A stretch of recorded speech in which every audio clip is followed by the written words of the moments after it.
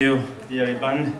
Thank you, dear friends. Now I have a difficult task that is, always when you have a speech in the afternoon after lunch, it's not the best time, it's the most difficult one, but I will try to do my best and try to cheer you up. Now we are going for this panel, the third one. We have been all the morning talking about the challenges for combating and defeating xenophobia and racism and extremism. Now we will give some examples of some, not solutions, but at least some actions that in different countries we have, and I think that it will be useful also for get global solutions for this great challenge. First, just to mention, I will talk now not as ELDR party vice president, not at European level, but as CDC member of the national board of my party in Catalonia in Spain, and I will talk more some examples on the situation in Spain, in Catalonia regarding this relevant topic. First of all, as we mentioned this morning, a liberal society, clearly it's an open society, is diverse and based on respect to all human beings, to the right of law, to everybody, no matter, of course, the color of the skin, the religion, the ideas, whatever, we share, all of us, these key elements. It's a reality, nevertheless, that we don't live in a perfect liberal society as we would like, and we are working for this, but we don't live in a perfect liberal society with liberal people, educated people that has all the knowledge in order to make good governance. Nevertheless, even though in some countries we are not even democratic countries, we have the example, as you mentioned this morning, in the Russian Federation and the government that is an authoritarian government, authoritarian leadership that makes things even more and more difficult. In all our countries around Europe, and here also in Russia, we have examples of negative experiences at a different scale linked to xenophobia and extremism. I will talk a bit, of course this is not, as we mentioned this morning, also an homogeneous questions, but I will give some experiences in Spain, in Catalonia, in order to try to give some elements for a better future for all of us. Not to cut or to stop 100% xenophobia and racism and extremism, because we've seen that this link in some ways to human nature, in fact, but just to try to reduce or to change the tendency we've seen in a lot of societies. Talking about Spain, I will focus also especially on Catalonia, my region, because as you may know, we have a great degree of self-government, and I think some experiences will be even more interesting to mention the Catalan case, and we are also leading economic region in Spain, and I think they will give also some particular answers. At the moment, it's clear that fortunately we don't have a great scale of extremism and xenophobic problems in Spain. As you have seen this morning, Spain has not been mentioned as a country, as an example of these activities. It means that on that sense, we don't have that great scale of problem on this, but of course we are not a unique case, we are not isolated, and we have some specific elements that I would like to comment. First, why we don't have these problems that in a high position, we can say. Why? First, two reasons. First one, for example, in Catalonia we are a society of immigrants also, newcomers people, all our history. We are in a land, in a geographic territory between Spain, or the Peninsula Iberica, and France, for example, and Italy, that it makes that from long history and all our history, a lot of people has crossed our land, and some of them they established there, but a lot of people is moving around. Also, one thing that the people from Barcelona will like also to mention, that we are open to the seaside, and we are a trader. We have a trade tradition, and on this also it gives us some kind of more multicultural or more relations with the rest of the Mediterranean Sea in order to make money in that sense, or to make relations. But for a long time we have this great relation, we can say, with all our neighbors that we share a common sea. Also, for example, if you've been in Barcelona, we have our language, that is a regional language, Catalan language, the ones that you have been in Barcelona, you know perfectly. And just to make you clear this even difference, for example, Catalan language is closer to French or Italian than to Spanish language. I mean, we are closer, we understand perfectly Italian, we understand perfectly Catalan. It means I'm saying just this in order to see, to check to you that we have always been a land of crossing people from one side to the other, from France, from Europe, at that time, to the Peninsula Iberica. The second one, we had a civil war in Spain, and we have a dictatorship, fascist, right-wing dictatorship for 40 years. It was not a long time ago. Of course, time goes fast, but it finished at the end of the 70s, at the beginning of the 80s. It means 30 years ago, 25, 30 years ago. That is not that much. It's one generation, we can say, or even less. And it means that in general terms, in political terms, Spanish society is really afraid of having extreme political ideas, we can say, okay? Because we suffer as society this dictatorship, we suffer authoritarian regime also, and therefore the Spanish society, and especially the Catalan one, has become more a flexible society, more a democratic society, in the sense that citizens are not really, they are really afraid of this kind of authoritarian regimes in general, from left wing or right wing, it doesn't matter, and therefore we really appreciate like a more center positions in a political spectrum. And I think that it means also, it's also a good argument for saying that we don't have like these extreme political positions or really radical positions, talking in general. Also, our constitution, we signed the constitution after the dictatorship at the beginning, at the end of the 70s, and it was, as we had the example, I think it was the Danish example, it was like an agreement between all the political parties. And we have the example also of Norway, with all the political parties having an agreement, in that case, after the terrorist attack. But on the constitution, it was like a general agreement for all the democratic parties, from left side to right side, liberal, center, whatever, or also the different territories, nationalities, in order to have a democratic society. And I think that this idea, it's still in our ADN, we can say, political ADN, and it's still there and benefits us in some aspects. Nowadays, which one is the situation? We have a lot of immigration. Of course, it's clear that for geographical reasons, we have massive immigration in the last years. It's true that now with the economic crisis, especially in the south of Europe, a lot of immigrants, they have come back to their own countries, we can say, to get jobs. But we have been in the past like a great area of immigration, especially from South Africa, from Morocco, for example, from Algeria, wherever, and also from South American, for historical reasons. We share a common language, wherever. On this important migratory movement, it has been really important for us in order to combat to fight against racism, intolerant attitudes, our school system, the education in general. Education is the key of all societies, democratic societies, and the school system has been really important in Spain, and especially in Catalonia, for integrate really well the newcomers or the kids of the people that came from different origins. By law, we have, for example, in Catalonia, something like around 95% or 97% of the schools get some public funding, 100% or part of this. We have like a partnership between private and public schools. By law, all of them, it's compulsory by law to have a proportion of immigrant or non-local students. And we think that this is a good system and has been working well in the sense that we are not creating a kind of ghettos, we can say, of separation between different societies, local ones and immigrant ones.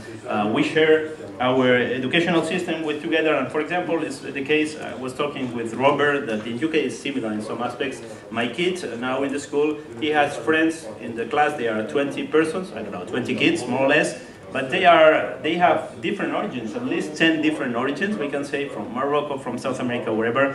And it's not that they have already now the relation with these people and they will continue this relation in the future, but their best, or my son's best friends are kids, we can say, from different origins. And I think this will make that in the future for them will be clearly easier to understand each other, because already they are friends at the school. And I think this is also a good element. Talking on extremism and racism and this kind of negative elements, we think in Spain we have more problem with older generations than with youth. In fact, I don't see the problem in the youth, because as I mentioned, youth is really involved, we can say, from the education, from the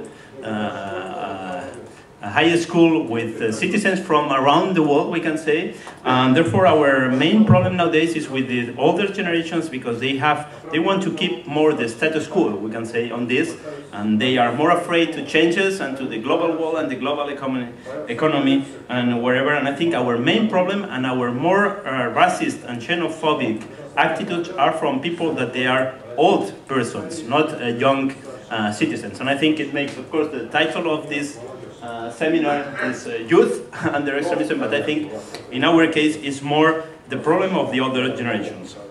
Another element, I'm just giving some remarks, general remarks.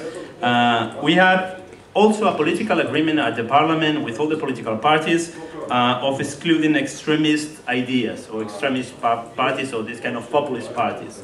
In that sense, in Spain, different from some other European countries, we have no big or large populist parties nowadays. It doesn't mean that maybe in the future we will have, but at the moment we have avoided this, and especially because we have a lot of really like national, we say, a state agreement, political agreement between all the democratic parties in order to try to prevent this. And one special element on this, I think, particular situation in Spain without great or large populist parties is that we try with this agreement to talk and to discuss of all the topics that are relevant for citizens. Sometimes we have the problem that from democratic political parties we don't want to talk of some topics because they are not politically correct, as we say. For example, immigration is not an easy topic because we talk about people, we talk about human rights, wherever.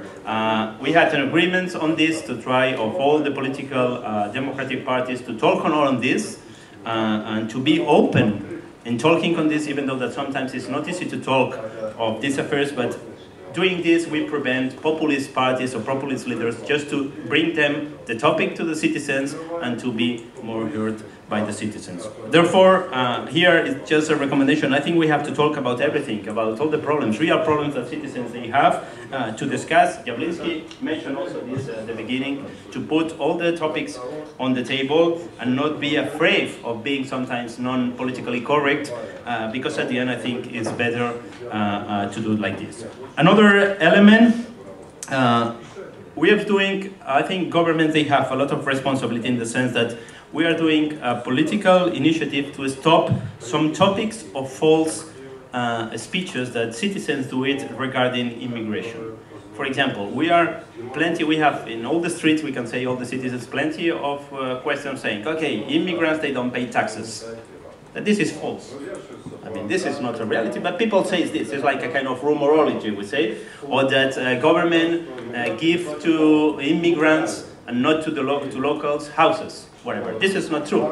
I mean, we are in a democratic society, and we base the social aid of the government in salary, in the wealth of the person. If a person is poor, it doesn't matter if he's immigrant or if he's local. It's a poor person that is living in our society. And I think also this is relevant from the political side, from the political parties, just to try to inform citizens of the reality. And this is from the governments, local governments especially, and local municipalities.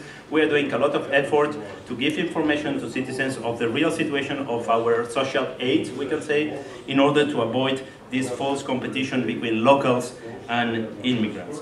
Another elements, we had, as you knew, a terrorist group in the Basque Country, ETA. Thanks to a lot of activity and political commitment, it has been finished. In fact, in the last month, it was declared the cease, the stop of the how do you call it, of the terrorist group. In fact, it was thanks to different things. In one hand, of course, clearly the police and the law system was really strict to this terrorist group.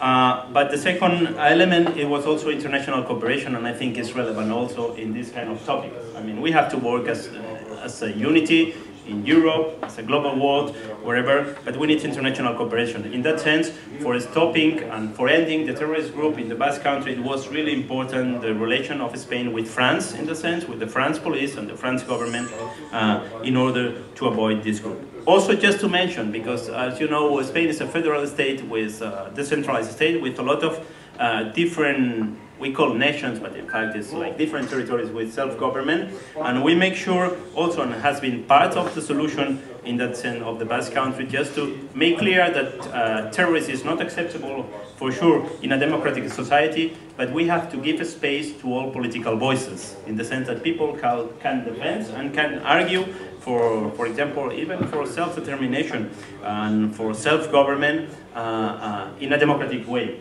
If we are not doing this thing, we are making that these people, that they have some demands, we can say political demands, they will be more and more radical, and at the end maybe they will become terrorist groups, for example, like in the case of the Basque Country. This is also another recommendation. Another element, social commitment.